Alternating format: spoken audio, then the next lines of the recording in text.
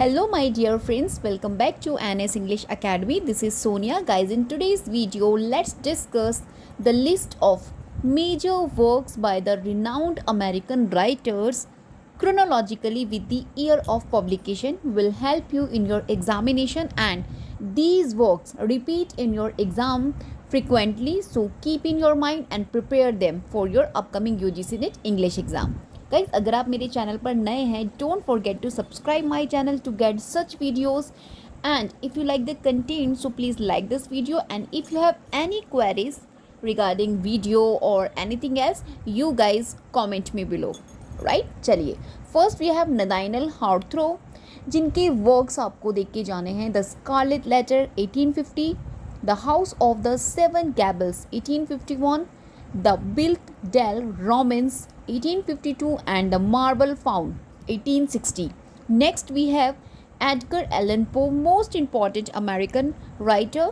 The Telltale Heart 1843, The Fall of the House of Usher 1839, The Raven 1845, The Black Cat 1843, The Cask of Amontillado 1846. Right, let's move on. Number third, Herman Melville. Key works written by him: Moby Dick 1851, Bartley the Scrivener 1853, and The Billy Bird Sailor, published posthumously 1924. Next, number 4, we have Walt Whitman. Leaves of Grass 1855, Songs of Myself 1855, Oh Captain, My Captain 1865, and Drum Taps 1865. Next we have Emily Dickinson. Because I Could Not Stop for Death 1863, I Felt a Funeral in My Brain 1862, Hope is the Thing with Feathers 1861, and I Am Nobody, Who Are You 1861. Next, number 6, we have Mark Twain. The Adventure of Tom Sawyer 1876, most important and renowned work. Adventure of Huckleberry Finn 1884, The Prince and the Pauper 1881, and The Conceited Yankee in King Arthur's Court 1889. Right, next we have number 7, R.W. Emerson. Ralph Waldo Emerson, important work. Nature 1836 publication, Self-Reliance 1841 publication, The American Scholar 1837 publication, and Essay 4 series 1841. Next we have Henry David Thoreau. Walden 1854, Civil Disobedience 1849, based आपके हैं ये सारे chronology as well दी matching question के जो format आपको exam में मिलता है उन पर बेस्ड ये बेसिकली टेक्स्ट है. So keep in your mind. Okay, और ये सारे टेक्स्ट बेस्ड आपसे इतना इंपॉर्टेंट है, टाइटल बेस्ड आपसे एग्जाम में अगेन एंड अगेन पूछे जाते हैं. Right, like disobedience and Walden. If you check the PYQs then you come to know how importance these text those repeat again and again in your examination. Right, A Week on the Concord and Merrimack Rivers 1849 publication, The Man Woods 1864. Next American writer we have Harriet Beecher Stowe. Key text: Uncle Tom's Cabin 1852 publication, Dread, A Tale of Great Dismal Swamp 1856, The Minister of Wooing 1859, Frederick Douglass, Narrative of the Life of Frederick Douglass 1845, My Bondage and My Freedom 1855, The Life and Times of Frederick Douglass 1881. Right, next we have William Faulkner. Number 11, The Sound and the Fury 1929 publication, As I Lay Dying 1930, Light in August 1932, Absalom 1936. F. Scott Fitzgerald, This Side of Paradise 1920, The Great Gatsby, most important 1925, Tender is the Night 1934, The Last Tycoon, published posthumously in 1941. Next, number 13, Ernest Hemingway. The Sun Also Rises 1926, The Farewell to Arms 1929, same year The Sound and the Fury by William Faulkner, right? 1929. For Whom the Bell Tolls, 1940. The Old Man and the Sea, 1952. Novella, most important for exam point of view, right? I will not discuss anything here regarding, क्योंकि मैंने last video में अच्छे से explain किया हुआ है. If you really want great explanation regarding these texts, so please watch that particular video of mine, which is the American literature, okay, based on American literature. Let's see Tennessee Williams, A Streetcar Named Desire, 1947. The Glass Menagerie, 1944. Cat on a Hot Tin Roof, 1955. And The Night of the Iguana, 1961. Chronology most important है क्योंकि आपको exam में you never know कि कौन सा writer, क्योंकि मैं सभी की राइटर्स बेसिकली आपके साथ शेयर कर रही हूँ जितने भी अमेरिकन लिटरेचर में. You will have to prepare for your exam point of view. So please don't avoid each of writer जो मैंने यहाँ डिस्कस किया उनको अवॉइड मत कीजिएगा. You will have to include in your notes, right. Flannery O'Connor, Flannery O'Connor, a good man is hard to find, 1955. इनके जो works हैं टाइटल बेस्ड मोस्ट इंपॉर्टेंट है. No need to detailed study, okay. Everything that rises must converge, 1965. Wise blood, 1952. Number 16 key writers of American literature: Langston Hughes, The Weir Blues, 1926. Montage of a Dream Deferred, 1951. The Negro Speaks of Rivers, 1921. Title most important, no need to go in detailed. Zora Neale Hurston, Their Eyes Were Watching God, 1937. Mules and Men, 1935. Tell My Horse, 1938. Their Eyes Were Watching God need to detailed study. Characters देख के जाइएगा and the idea of summary और जो plot है particular इस novel का you will have to at least once go through, right, before your examination. Ralph Ellison, Invisible Man, most important in detailed manner, 1952 publication. And Juneteenth, okay, published posthumously, 1999. No need to study in detailed manner, but Invisible Man you need to study in detailed, okay.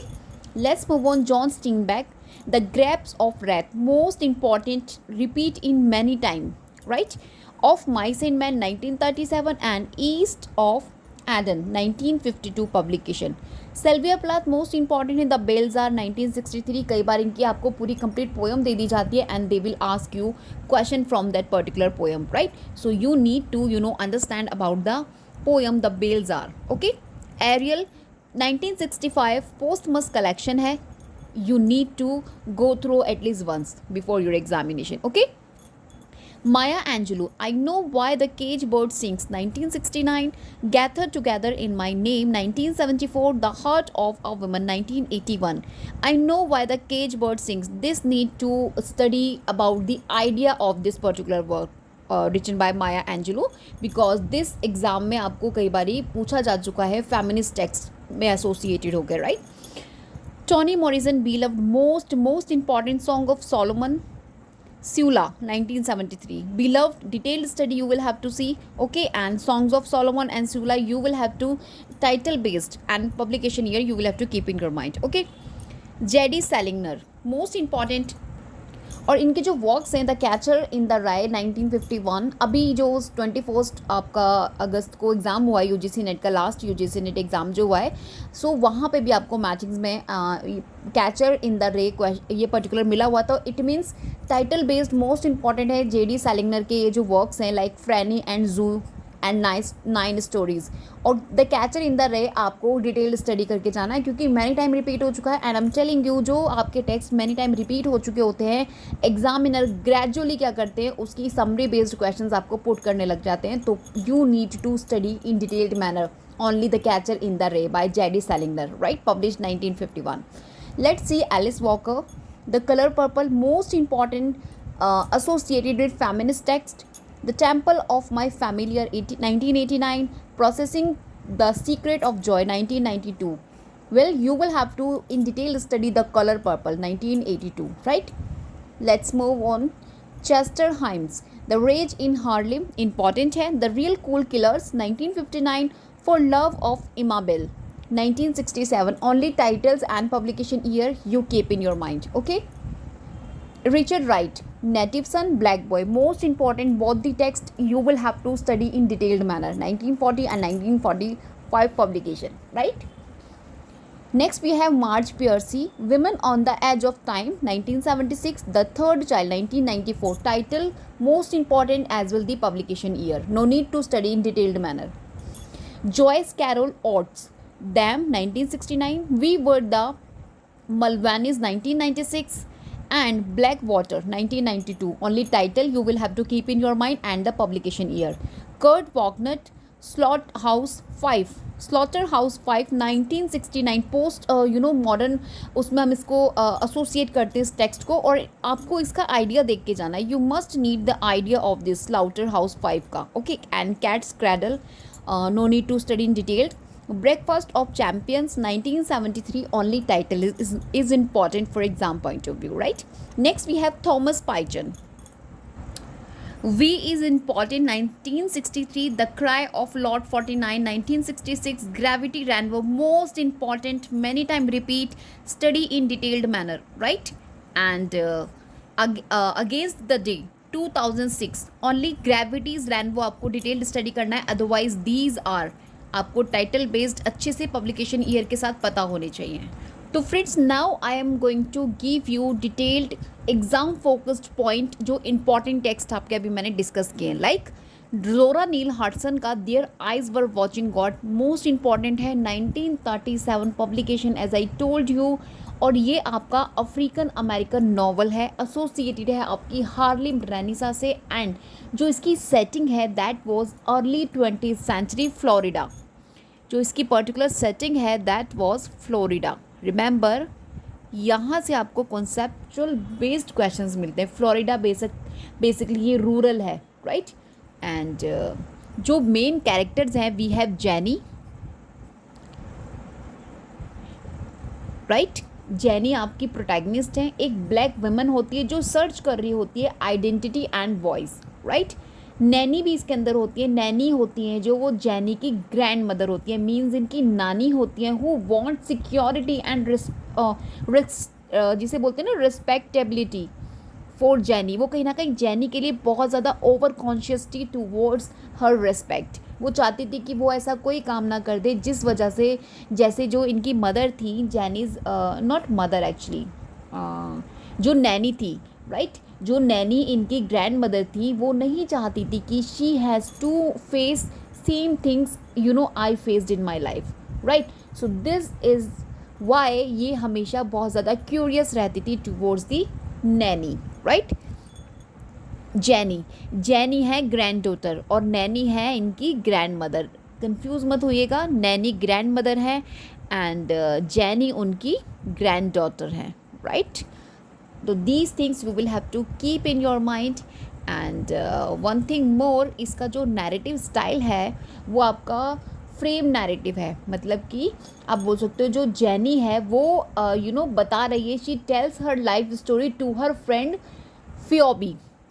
जो आपकी jenny है ये अपने friend फियोबी को अपनी life के बारे में बता रही है. तो यहाँ से भी आपको क्वेश्चंस मिलता है. तो this is the name of friend of Jenny to whom she narrate complete story of her life in this novel.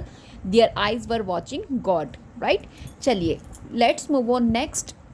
तो फ्रेंड्स, नेक्स्ट मैं आपको डिटेल्ड और एग्जाम पॉइंट जो आपके फोकस्ड पॉइंट्स मैं आपको बताऊंगी. द ग्रैप्स ऑफ रेथ के बताऊंगी, which was public 1939, written by John Steinberg. And this is the social protest novel जिसकी सेटिंग अमेरिका में रखा गया है, basically Oklahoma. I am just writing here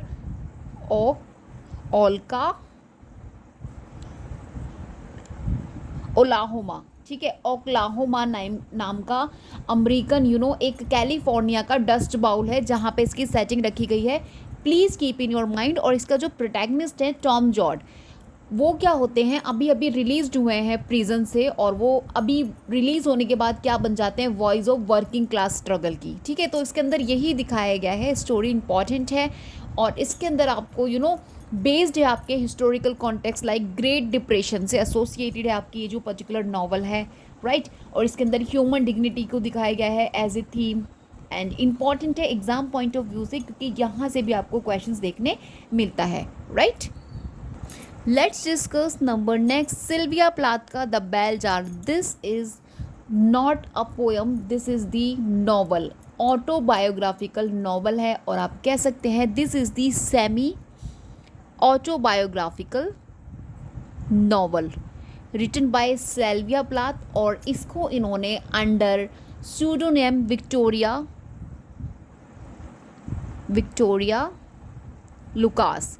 This is the pseudonym under which name this particular novel published posthumously, right, in 1963, right?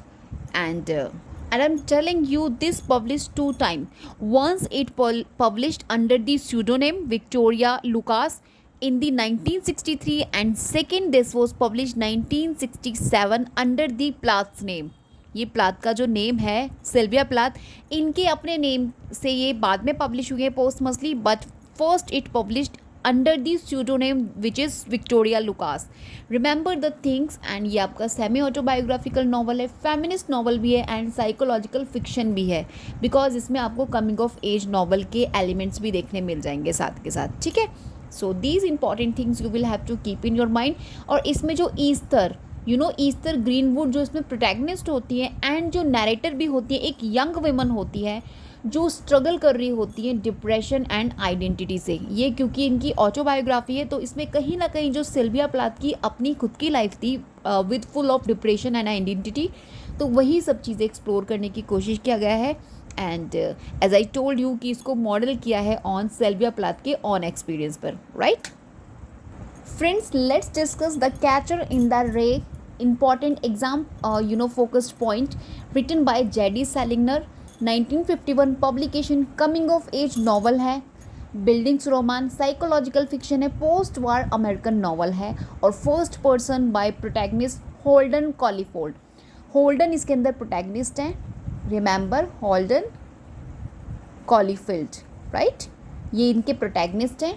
And New York city 1940s और 50s में इसकी basically setting रखी गई है. और ये जो आपके हॉल्डन है, ये एक 16 साल का एक बॉय होता है जो नरेटर भी है इस नॉवल का. साइनिकली क्या हो जाता है, वो उसकी स्ट्रगल, उसका grieve over his brother's death, जो अपने ब्रदर की डेथ के बाद उसको ग्रीफ होता है, उसके बारे में यहाँ पे कहीं ना कहीं दिखाया गया है. और वो किस तरीके से रसिस्ट करता है अडल्ट वर्ल्ड को, तो उसी को इस पर्टिकुलर नॉवल के अंदर दिखाया गया है. होता क्या है, ये जो होल्डन होता है एक्सपेल्ड कर दिया जाता है from Pence prep and wandered New York city. देखिए, पेंसी प्रेप से इसको एक्सपेल कर दिया जाता है. This name already asked in your examination, कि पूछा जाता है कि कौन से जो स्कूल था where he studied, Pencey Prep से इसको वहाँ से एक्सपेल्ड कर दिया जाता है, और फिर ये वांडर करने लगता है न्यूयॉर्क सिटी में, राइट, ओवर 3 days, राइट.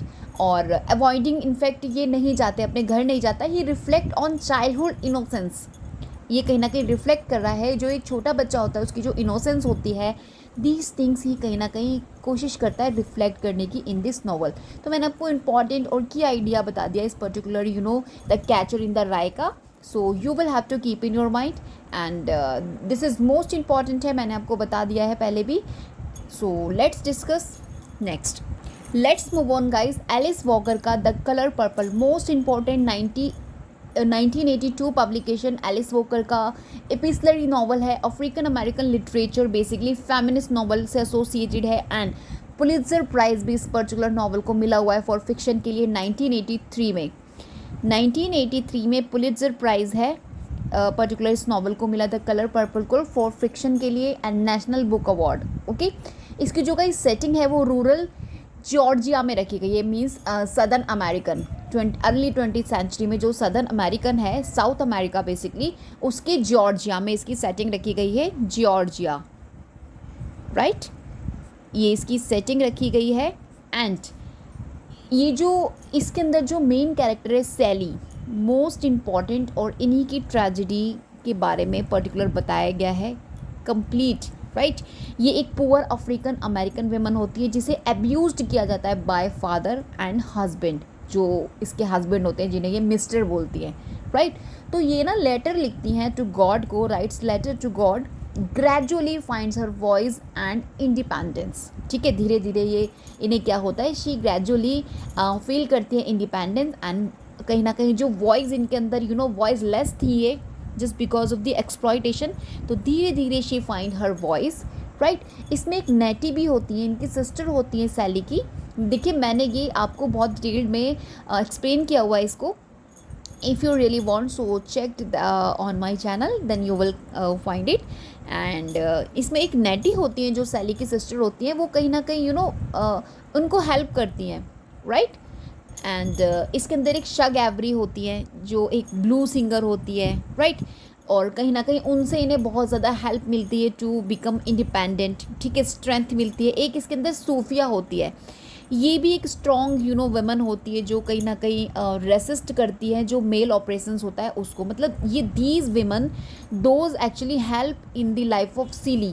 जो सिली होती है वो कहीं ना कहीं जब at the last of the novel में जब वो इंडिपेंडेंट बन जाती हैं तो कहीं ना कहीं इन सभी विमेन का आप बोल सकते हो सपोर्ट होता है। कहीं ना कहीं किसी भी वे में उनको मोटिवेट मिलता है, मोटिवेशन मिला है, कहीं ना कहीं उनको इंडिपेंडेंस फील हुआ है, कहीं ना कहीं स्ट्रेंथन फील कराया है। तो these female help Sally, the protagonist of the novel, to become independent। मैं मोस्ट इम्पॉर्टेंट है आपका ये, मैं पूरा आपको स्टोरी नहीं बता रही हूँ, only the idea of this novel I am just going to describe here, right. चलिए let's move on the next. Let's discuss Richard Wright's Native Son, which published 1914, African American novel है, social protest novel है, right. Naturalism से association है और इसकी जो setting रखी गई है that was in Chicago, right, Chicago. और during 1930s great depression era में इसकी सेटिंग रखी है। और इसमें एक जो प्रोटैगनिस्ट है आपके बिगर, राइट, बिगर थॉमस मेन कैरेक्टर। बिगर थॉमस जो 20 साल के एक ओल्ड मैन होते हैं, ट्रैप्ड हो जाते हैं बाय पॉवर्टी में और रैसिज्म में, right. Protagonist who accidentally kills a white woman and spirals into violence. किस तरीके से वो वायलेंस के अंदर स्पाइरल्स होता रहता है धीरे धीरे। इसके अंदर आपको मैरी मिल जाएंगी, another character, main character, right, Mary Dalton. जो कौन होती हैं, मैरी डेल्टन जो होती हैं डॉटर होती हैं बिगर्स वेल्थी वाइट एम्प्लॉयर, ठीक है। ये डॉटर होती हैं of beggars wealthy white employer जो होते हैं उनकी डॉटर होती हैं, यानी कि मिस्टर डेल्टन की डॉटर होती हैं ये, राइट। एंड इसके अलावा बैसी भी हैं इसके अंदर जो बिगर की गर्लफ्रेंड होती है। He later kills her out of fear, right, क्योंकि जो ये होता है बिगर जो होता है ये कहीं ना कहीं इसको भी मार देता है अपनी गर्लफ्रेंड को, बैसी को, right. So this is the story. इसके अंदर आपको मर्डर्स देखने मिल जाएगा। एंड क्योंकि ये जो बिगर होता है ना ये इतनी पॉवर्टी में रहता है, शिकागो के जो साउथ साइड होता है शिकागो का, तो उसमें इतनी गरीबी में ये लोग रहते हैं कि मतलब कि एक तो इसको जॉब नहीं होता है, ठीक है। और फाइनली जब इसको जॉब मिलता है एक वेल्दी वाइट फैमिली के यहाँ पर, मतलब जिनका नाम था डेल्टन, ठीक है। तो एक दिन क्या होता है एक्सीडेंटली, मतलब वो मैरी जो होती है उनकी डॉटर जो होती है वो उनको किल कर देता है। मीन्स ही वो एक्चुअली उसको मारता नहीं है बट उसको भी नहीं पता होता, वो एक्सीडेंटली उससे मतलब उसका मर्डर हो जाता है, एक्सीडेंटली आप बोल सकते हो उसका मर्डर हो जाता है।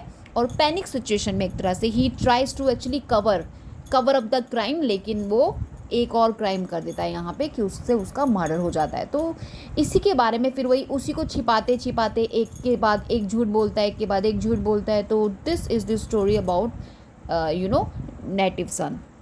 मोस्ट इम्पॉर्टेंट है और एग्ज़ाम में भी आपसे पूछी जाती है। लाइक आपसे क्वेश्चंस बनते हैं, who is the protagonist, right, what type of novel, ये नेचुरलिस्ट है, प्रोटेस्टिस्ट नॉवल है, अफ्रीकन अमेरिकन लिटरेचर पर बेस्ड है, मैंने आपको अभी बताया। मेजर थीम पूछ लिया जाता है इसका कि मतलब थीम कौन सा है, जैसे रेसिज्म है, सिस्टमैटिक ऑपरेशंस इसमें दिखाया गया है, वायलेंस एंड फियर इसमें दिखाया गया है, राइट। और what crime does bigger commit, यहाँ से क्वेश्चन बन जाता है कि उसने जो बिगर होता है उसने क्या क्राइम किया होता है। तो कुछ आपको स्टेटमेंट्स दे दिए जाते हैं। And who defends bigger in court, अब जब उसे कोर्ट में ले जाया जाता है तो उसको कौन डिफेंड करता है, तो उनका नेम यहाँ पे बताना है, मिस्टर मैक्स, राइट, जो एक ज्यूइश कम्युनिस्ट लॉयर होते हैं जो इनको कहीं ना कहीं सेव करते हैं, डिफेंड करते हैं। हिस्टोरिकल सेटिंग्स आपसे पूछ ली जाती है, जैसा कि मैंने अभी आपको बताया शिकागो इसकी सेटिंग है ड्यूरिंग द ग्रेट डिप्रेशन। तो these things you will have to keep in your mind, right. Now next I am going to discuss Slaughterhouse 5 1969, जो आपका कर्ट वॉगनेट का है, इंपॉर्टेंट है, 1969 में पब्लिश हुआ है, एंटी वार नॉवल है ये, एक साइंस फिक्शन है as well the post modern novel, like associated है मीटा फिक्शन से, राइट। और अगर मैं इसकी नैरेटिव टेक्निक की बात करूँ और स्टाइल की, तो नॉन लीनियर है, क्योंकि गाइज ये आपको मैंने भी बताया पोस्ट मॉडर्न नॉवल है, तो जितनी भी पोस्ट मॉडर्न नॉवल्स होती हैं एसोसिएटेड होती हैं आपकी नॉन लीनियर, फ्रेगमेंटेड और ब्लेंडिंग फैक्ट एंड फिक्शन से, राइट। और इसकी जो सेटिंग है वो आपकी world war second, right, world war second के टाइम का जो ड्रेसडन बॉम्बिंग था उसके अराउंड इसकी सेटिंग रखी गई है। और मेन कैरेक्टर जो आपको ध्यान में रखना है वो है बिली, बिली, राइट, बिली पिलग्रिम, राइट। सो गाइज यहाँ से भी आपको question who is the protagonist of the novel पूछ लिया जाता है, जैसे बिली पिलग्रिम है, what event does the novel centre on, किस इवेंट पर सेंटर है, तो मैंने अभी आपको बताया ना, bombing of Dresden, world war second में जो बॉम्बिंग ऑफ ड्रेसडन है, दिस इज़ दी बोल सकते हो सेटिंग है या फिर सेंटर है या आपकी नॉवल अराउंड इट। और इसमें पूछ लिया जाता है आपसे विच अलाइन स्पीशीज़ अबडक्ट बिली, तो वो कौन सी स्पीशीज़ है जो उसको अबडक्ट कर रही थी। एंड नैरेटिव स्टाइल आपसे पूछ लिया जाता है, जैसे कि नॉन लीनियर है, right. So these types of question you might get in your examination, right. Let's move on next. तो friends, let's discuss Thomas Python most important novel gravity's rainbow, that was 1973 publication, post modern novel है, right, science fiction है, satire है और political fiction है। और इसका जो setting है वो यूरोप रखा गया है during the final months of world war second का जो फाइनल मंथ था, इनफैक्ट पोस्ट वॉर पीरियड इसका सेटिंग रखा गया है यूरोप का। और इसके अंदर जो मेन कैरेक्टर है we have Tyrone, right, Tyrone, और इनका जो पूरा नाम है टायरॉन स्लोथ्रॉप। कौन है ये प्रोटैगनिस्ट है नॉवल के, and he is the US army lieutenant, ठीक है।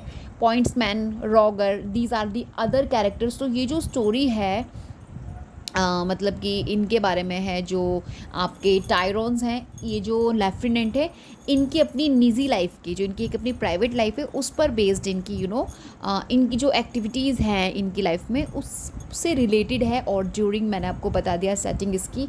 और यहाँ से भी आपको क्वेश्चन पूछ लिया जाता है मेन कैरेक्टर कौन है, राइट। हिस्टोरिकल सेटिंग इसकी क्या रखी गई है, तो as I told you world war second, Europe. Major theme इसमें क्या आपको देखने मिलेगा, तो इसमें पोस्ट मॉडर्न फ्रेगमेंटेशंस हमें देखने मिलता है। स्टाइल कौन सा है इसका, of course this is based on associated है नॉन लीनियर मीटा फिक्शनल स्टाइल से। अवार्ड, नेशनल बुक अवार्ड इसको मिला हुआ है 1974 में, right, national Booker award, national book award winning novel है ये। 1974 में बेसिकली इसको नेशनल बुक अवार्ड मिला है। एंड पुलिट्जर प्राइज़ के लिए इसको फाइनलाइज्ड किया था बट रिजेक्ट कर दिया था। रिमेंबर, फाइनलाइज्ड हुई थी ये नॉवल आपकी, this novel finalised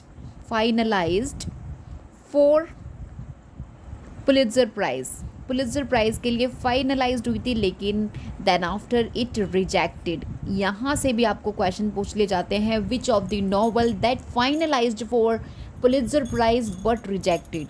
so answer we have Gravity's Rainbow by Thomas Pynchon. So these facts you will have to keep in your mind.